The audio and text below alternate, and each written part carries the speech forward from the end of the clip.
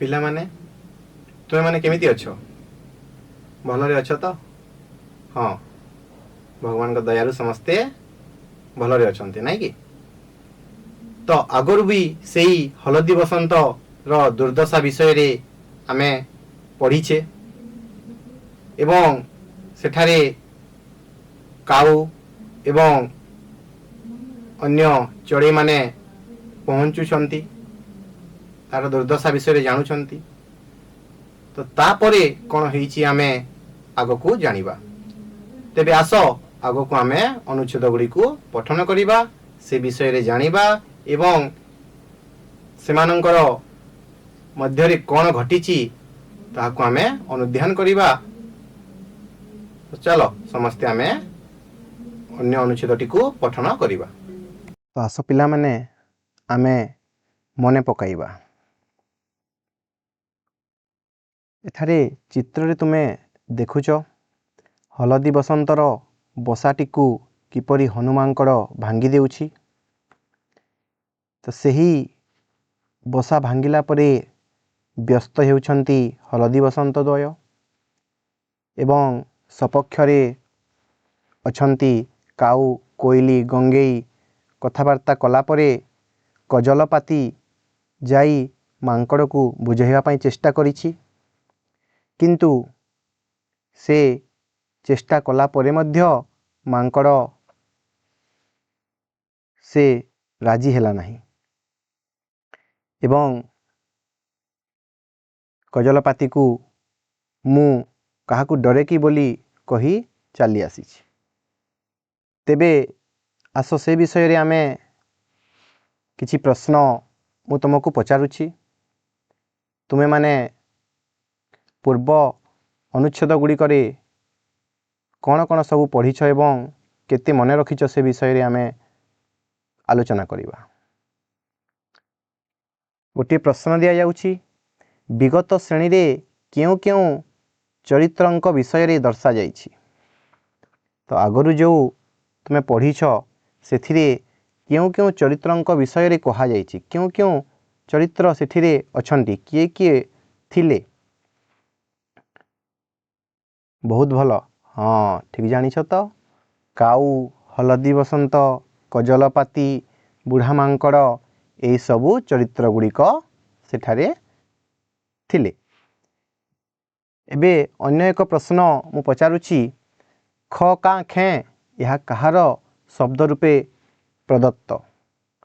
ଅର୍ଥ ହେଲା ଯେ ଏହି ଶବ୍ଦକୁ କିଏ କହୁଛନ୍ତି ବା କିଏ କହିଛନ୍ତି? କହ ପିଲାମାନେ କହ। ହଁ ଠିକ୍ କହୁଛ, ଏ ହେଉଛି ବୁଢ଼ା ମାଙ୍କଡ଼ର ଶବ୍ଦ।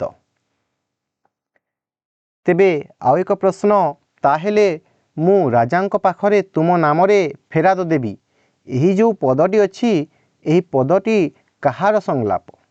କିଏ ଏହି ପଦଟିକୁ କହିଛି? ଜାଣିଛ ତ, ଉତ୍ତର ଦିଅ। ବହୁତ ସୁନ୍ଦର, ସେ ହେଉଛି କଜଲପାତିର ସଂଳାପ। ଯେତେବେଳେ କଜଲପାତି ହନୁମାଙ୍କଡ଼କୁ ବୁଝାଇବା ପାଇଁ ଚେଷ୍ଟା କରିଛି, ସେହି ସମୟରେ ହନୁମାଙ୍କଡ଼ ବୁଝିଲା ନାହିଁ। ତେବେ ସେ କହିଲା, ମୁଁ ରାଜାଙ୍କ ପାଖରେ ଯାଇ କହିବି।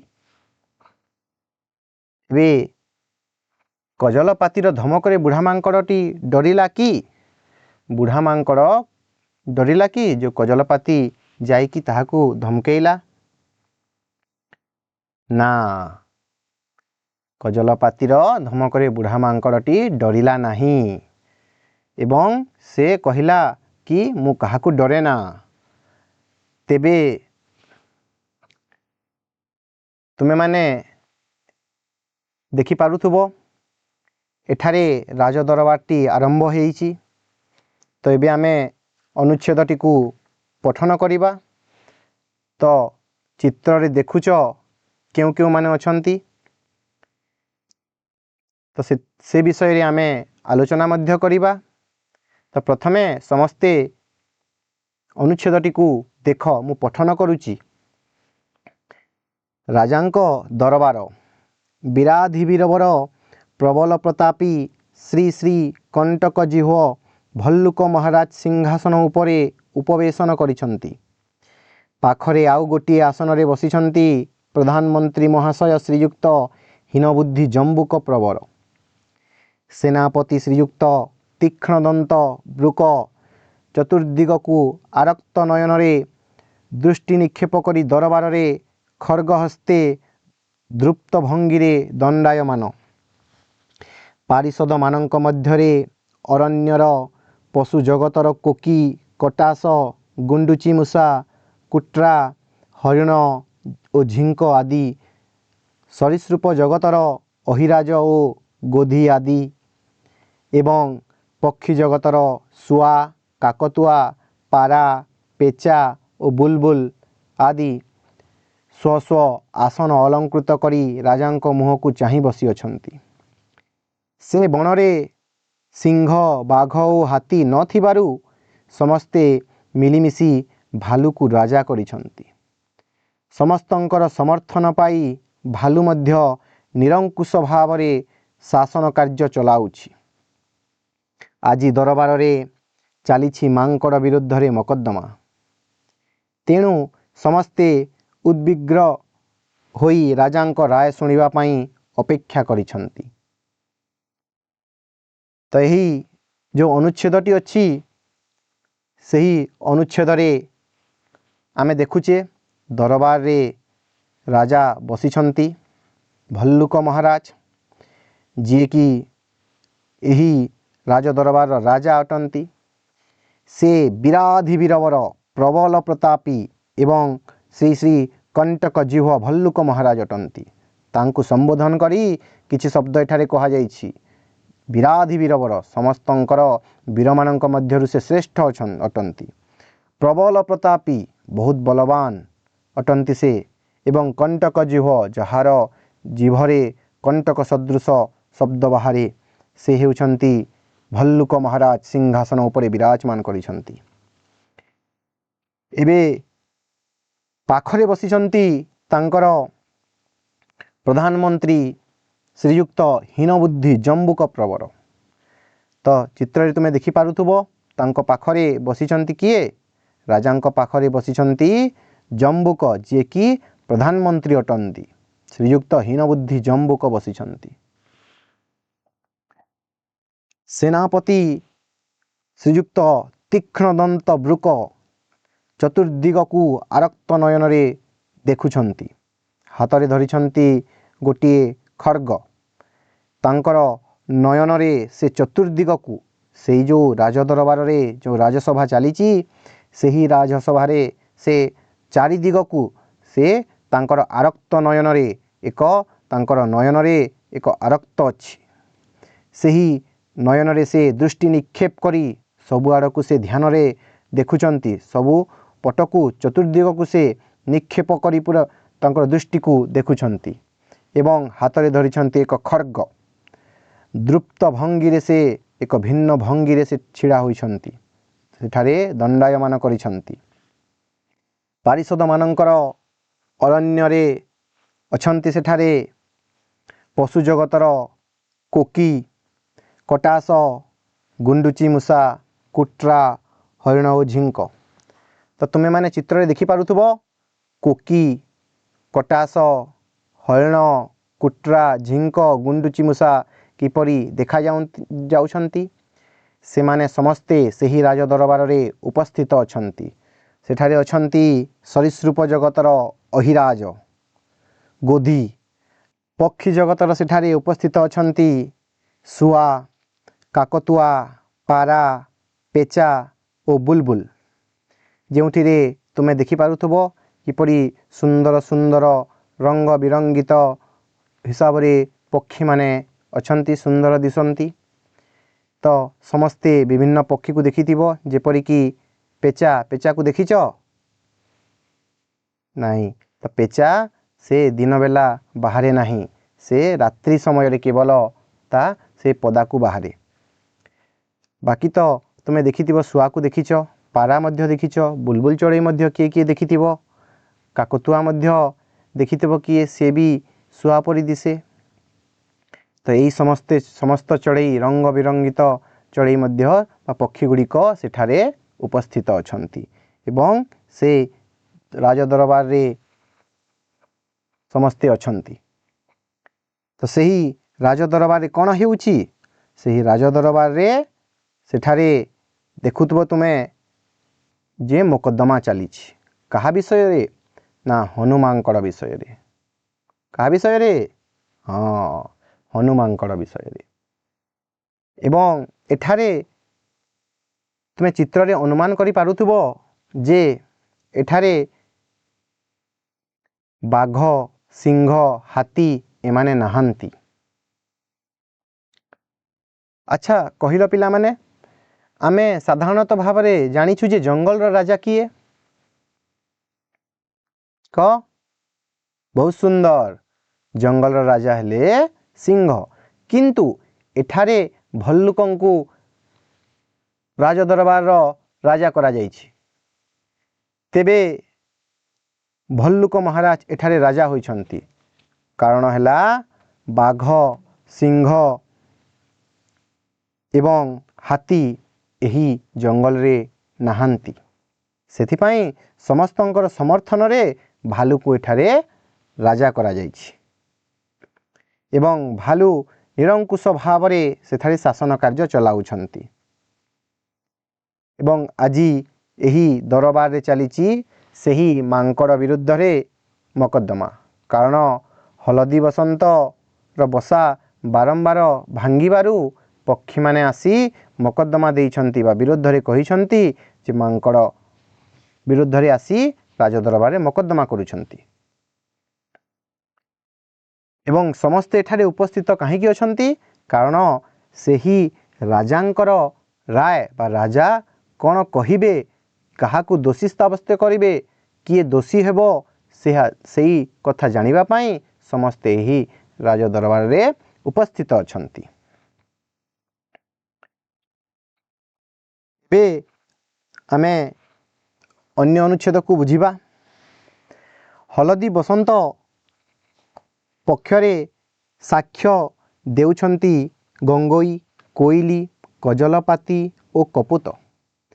बुढ़ा मांकड़ पक्षरे साक्षी देवाकू आसीछंती पाती मांकड़ और सियाल पतनी। हलदी बसंत पाई काउ ओकिलाती करी प्रमाण करिदेला जे मांकड़ दोषी। राजा काउर जुक्ति को हृदयंगम करी राय देला हे दुष्ट मांकड़ बिना दोषरे बारंबार हलदी बसंतर बसा भांगी थिबारु तुमे दोषी तुमको कठिन दंड दिया जीवो। तो यही अनुच्छेद रे देखा जाइछि जे हलदी बसंतर सपक्षरे बा हलदी बसंतर पक्षरे अछंती केउ माने ना गंगोई चढ़ई कोइली कजलपाती कपोत एमाने हलदी बसंत सपक्षरे अछंती। सेमाने चाहुछंती जे हलदी बसंत को राय मिलू एवं सेई दुष्ट मांकड़ दोषी हेई जाऊ। सेमाने साक्षी हिसाब रे उपस्थित अछंती। एवं बुढ़ा मांकड़ पक्षरे क्यों क्यों माने अछंती ना बुढ़ा मांकड़ पाखरे सियाल पतनी एवं पाती मांकड़ अछंती जे कि सेही बुढ़ा मांकड़ रो सपक्षरे अछंती। हलदी बसंत पाई एठारे तुमे देखि पारुथबो काउ ओकिलाती करुछि एवं ओकिलाती करी सेठारे प्रमाण करिदेला जे मांकड़ दोषी। तो राजा कथा को हृदयंगम करी राय देले हे दुष्ट मांकड़ बिना दोषरे बारंबार हलदी बसंतर बसा भांगी थिबारु तुमे दोषी तुमको कठिन दंड दिया जीवो। यह अर्थ हेउची जे दुष्ट मांकड़ मांकड़टी गोटे दुष्ट काम करिछि बिना दोषरे कौनसी दोष नहीं कहार हलदी बसंतर बिना दोषरे बारंबार हलदी बसंतर बसा भांगुथिबारु तू दोषी तू काहीकि बारंबार हलदी बसंतर बसा भांगुछु तू दोषी अटू तुमको कठिन दंड दिया जीवो। ଏହି କଥାଟି ଭାଲୁ ମହାରାଜ ହୃଦୟଙ୍ଗମ କରି କହିଛନ୍ତି ଏବଂ ମାଙ୍କଡ଼କୁ ଦୋଷୀ ଭାବିଛନ୍ତି। ଏବେ ପିଲାମାନେ ଆମେ ଅନ୍ୟ ଅନୁଚ୍ଛେଦକୁ ପଠନ କରିବା। ରାଜାଙ୍କ ରାୟ ଶୁଣି ଚଢ଼େଇମାନେ ଆନନ୍ଦରେ ବୋବାଇ ଉଠିଲେ। ମାତ୍ର ମାଙ୍କଡ଼ ଦୁଇ ଗୋଡ଼ରେ ଠିଆ ହୋଇ ଦୁଇ ହାତ ଯୋଡ଼ି କହିଲା, ଧର୍ମାବତାର ଆପଣଙ୍କର ଆଦେଶ ଶିରୋଧାର୍ଯ୍ୟ। ମାତ୍ର ଆପଣ କେବଳ ଆଗକୁ ଚାହିଁ ବିଚାର କରୁଛନ୍ତି। ଏବେ ଟିକିଏ ପଛକୁ ଚାହିଁ ବିଚାର କରନ୍ତୁ, କାରଣ ଆଗ ପଛକୁ ଚାହିଁ ବିଚାର ନ କଲେ ବିଚାର ଏକତରଫା ହୋଇଯିବାର ଆଶଙ୍କା ଅଛି। ତ ତୁମେ ଚିତ୍ରରେ ଦେଖିପାରୁଥିବ, ରାଜାଙ୍କ ରାୟ ଶୁଣିଲା ପରେ ରାଜା ଯେତେବେଳେ ହନୁମାଙ୍କଡ଼କୁ ଦୋଷୀ ବୋଲି ଭାବିଛନ୍ତି ଏବଂ ତୁ ଦଣ୍ଡ ପାଇବା ଯୋଗ୍ୟ ବୋଲି ଭାବିଛନ୍ତି, ସେହି ସମୟରେ ସେହି କଥା ଶୁଣି ସେ ସବୁ ଚଢ଼େଇମାନେ ଖୁସିରେ ଉତ୍ଫୁଲ୍ଲିତ ହେଉଛନ୍ତି। ବହୁତ ଆନନ୍ଦ ଭରି ରହିଛି ତାଙ୍କ ମନରେ। ସବୁ ଡେଣାକୁ ମେଲାଇ ବୋବାଇ ଚିତ୍କାର କରି କହୁଛନ୍ତି ଯେ ଭଲ ହେଲା, କାରଣ ମାଙ୍କଡ଼ଟି ଦୋଷୀ ଅଟେ। ସେ ବିନା ଦୋଷରେ ହଳଦୀ ବସନ୍ତର ବସାକୁ ଭାଙ୍ଗୁଛି। ସେ ଦୋଷୀ ଅଟେ। ମାତ୍ର ମାଙ୍କଡ଼ ଦୁଇ ଗୋଡ଼ ଦୁଇ ହାତ ଯୋଡ଼ି ଛିଡ଼ା ହୋଇଯାଇଛି। ସବୁ ଶୁଣିଲା ପରେ ମାଙ୍କଡ଼ ଦୁଇ ହାତ ଦୁଇ ଗୋଡ଼ ଧରି ଦୁଇ ହାତ ଯୋଡ଼ି ସେଠାରେ ଛିଡ଼ା ହୋଇ କହିଲା, ଧର୍ମାବତାର ଆପଣଙ୍କ ଆଦେଶ ଶିରୋଧାର୍ଯ୍ୟ। ମାତ୍ର ଆପଣ କେବଳ ଆଗକୁ ଚାହିଁ ବିଚାର କରିଛନ୍ତି। ଏବେ ଟିକିଏ ପଛକୁ ଚାହିଁ ବିଚାର କରନ୍ତୁ, କାରଣ ଆଗ ପଛକୁ ଚାହିଁ ବିଚାର ନ କଲେ ବିଚାର ଏକତରଫା ହୋଇଯିବାର ଆଶଙ୍କା ଅଛି। ତ ଏହାର ଅର୍ଥ ହେଲା ଧର୍ମାବତାର ବୋଲି ସମ୍ବୋଧନ କରିଛନ୍ତି। ତ ହନୁମାଙ୍କଡ଼ କହିଲା, ଧର୍ମାବତାର। ରାଜାଙ୍କୁ କହିଛି, ଧର୍ମର ଅବତାର ଅଟ ତୁମେ। ଆପଣଙ୍କର ଆଦେଶ ଶିରୋଧାର୍ଯ୍ୟ। ଆପଣ ଯେଉଁ ଆଦେଶ ଦେଉଛନ୍ତି ସେହି ଆଦେଶକୁ ମୁଁ ନତମସ୍ତକ କରି ମାନିବି। ଆପଣ ଯାହା କହିବେ ତାହା ମୁଁ ନିଶ୍ଚୟ ପାଳନ କରିବି। ମାତ୍ର ଆପଣ ଟିକିଏ ଚିନ୍ତା କରନ୍ତୁ, ଆପଣ ଟିକିଏ ବିଚାର କରନ୍ତୁ। କେବଳ ଆଗକୁ ଚାହିଁ ନାହିଁ, ଟିକିଏ ପଛକୁ ଚାହିଁ ବିଚାର କରନ୍ତୁ। ତ ସେହି ଦରବାରରେ ଯେଉଁ କଥାଟି କହିଛି ହନୁମାଙ୍କଡ଼, ଆଗକୁ ଚାହିଁ ବିଚାର କରିବା ଏବଂ ପଛକୁ ଚାହିଁ ବିଚାର କରିବା, ସେଥିରେ କିଛି ଦୁଇ ମତ ଅଛି। ଯେପରିକି ଅନ୍ୟମାନେ କ'ଣ ଚିନ୍ତା କରିବେ ସେହି କଥାକୁ ନେଇ? ଅନ୍ୟମାନେ ଭାବିବେ କି ପଛରେ ଯେଉଁ ଘଟି ଯାଇଛି ତାହାକୁ ଏବଂ ଏଠାରେ ଯାହା ହେଉଛି ତାହାକୁ ନେଇ ବିଚାର କରନ୍ତୁ। କିନ୍ତୁ ଏଠାରେ କିଛି ଦ୍ୱନ୍ଦ୍ୱ ନିଶ୍ଚିତ ଭାବରେ ରହିଛି, କାରଣ ଆଗ ପଛକୁ ଚାହିଁ ବିଚାର କଲେ ବିଚରା ଏକତରଫା ହୋଇଯିବାର ଆଶଙ୍କା ଅଛି। ତ ସେଠାରେ କହୁଛି ହନୁମାଙ୍କଡ଼ ଯେ ଆଗକୁ ବିଚାର କରିବା ପୂର୍ବରୁ ପ୍ରଥମେ ଟିକିଏ ଚିନ୍ତା କର, କାରଣ ଆଗ ପଛ ନ ବିଚାରି ଆପଣ ଆପଣଙ୍କ ରାୟ ଦେଲେ ରାୟଟି ଏକତରଫା ହୋଇଯିବ, ଏହାର ଆଶଙ୍କା ରହିଛି। ସେଥିପାଇଁ ସେ କହୁଛି, ଗୁହାରି କରୁଛି ଯେ ଏହି ଯେଉଁ ଆପଣ ରାୟ ଦେଉଛନ୍ତି ତାହାକୁ ଆଉ ଥରେ ଚିନ୍ତା କରନ୍ତୁ, ଆଉ ଥରେ ଭାବନ୍ତୁ ଏବଂ କୁହନ୍ତୁ ଯେ ହନୁମାଙ୍କଡ଼ ଦୋଷୀ ନା ଦୋଷୀ ନୁହେଁ। ଆଉ ଥରେ ଆପଣ ଚିନ୍ତା କରି କୁହନ୍ତୁ। ଏହି କଥା ହନୁମାଙ୍କଡ଼ଟି ରାଜାଙ୍କୁ କହିଛି। ବୁଝିଲ ପିଲାମାନେ? ଏଇ ଯେଉଁ ଆମେ ଅନୁଚ୍ଛେଦଟି ପଠନ କଲା, ସେ ଅନୁଚ୍ଛେଦରେ ଆମେ କ'ଣ କ'ଣ ଅଛି ଜାଣିଲ? ଚାଲ ଆମେ ପୁଣି ଥରେ କିଛି ଆଲୋଚନା କରିବା ଏବଂ କିଛି ନୂତନ ଶବ୍ଦ ଏଠାରେ ଆମେ ପାଇଛୁ, ସେହି ଶବ୍ଦକୁ ଜାଣିବା। ଦେଖ, ଏହି ଯେଉଁ ଆମେ ଅନୁଚ୍ଛେଦଟି ପଠନ କଲା ସେଠାରେ କିଛି ନୂତନ ଶବ୍ଦ ପାଇଛୁ। ସେହି ଶବ୍ଦ ଗୁଡ଼ିକ ହେଲା ଉପବେଶନ କରିବା। ଉପବେଶନ କରିବା ଅର୍ଥ କ'ଣ? ନା ବସିବା। ଜମ୍ବୁକ ଅର୍ଥ ହେଉଛି ଶୃଗାଳ। ବୃକ ଅର୍ଥ ହେଉଛି ହେଟା ବାଘ। ଉଦ୍ବିଗ୍ର ଅର୍ଥ ହେଉଛି उत्कंठित। तीक्ष्ण दंत अर्थ हेउची जहार दंत दांत अतिशय मुनिया। स्व अर्थ हेउची निजर। निरंकुश भावे अर्थ हेउची बिना प्रतिवाद रे। साक्ष्य अर्थ हैला साखी। सालिया पतनी अर्थ हैला क्षुद्र मांकड़ जातिर एक प्राणी। धर्मावतार अर्थ हेउची धर्मरक्षक। शिरोधार्य निश्चित पालनीय। एवं कंटक जिह्वा अर्थ हेउची जहार जीभ कंटक सदृश। एठारे एही अनुच्छेद रे आमे किछि एही नूतन शब्द पाइछु। एही नूतन शब्द को तुमे माने पढ़ एवं निज खातारे टिपि रख, जहाँकि तुमको कामरे आसीबो।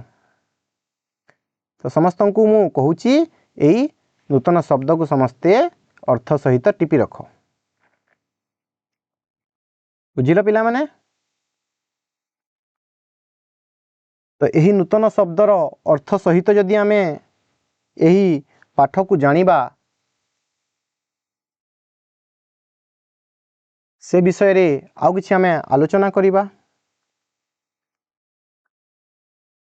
मु किछि तुमको प्रश्न पचारुछि, तुमे माने यही अनुच्छेद गुड़िक बा यही विषय रे केते बुझिछ आमे जानिबा। अच्छा कहिलो पिला माने, बनर राजा किए थिले? कह कह। हाँ बहुत सुंदर, भल भाव रे उत्तर देइछ। बनर राजा थिले भालू बा भल्लुक महाराज। एबे तांकु क्यों क्यों संबोधन करा जाइछि पाठरे?